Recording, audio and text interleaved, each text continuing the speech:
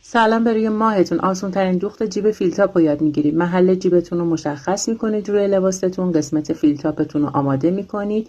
این یکی تکه رو میتونید به عنوان کیسه جیب بزرگتر در نظر بگیرید که یک سر دوخته بشه، یا به همین تیکه کوچیک اکتفا کنید بعد کیسه جیب وصل کنید. برای دوخت قسمت فیلتاپ رو میذاریم سمت پایین جیب و این فیلتاپ باید از اندازه دهان جیبتون در دو طرف 2 سانت بزرگتر باشه. این تکه بالا هم همینطور باید بزرگتر باشه. میذاریم با یکسان جای دوختش رو انجام میدیم.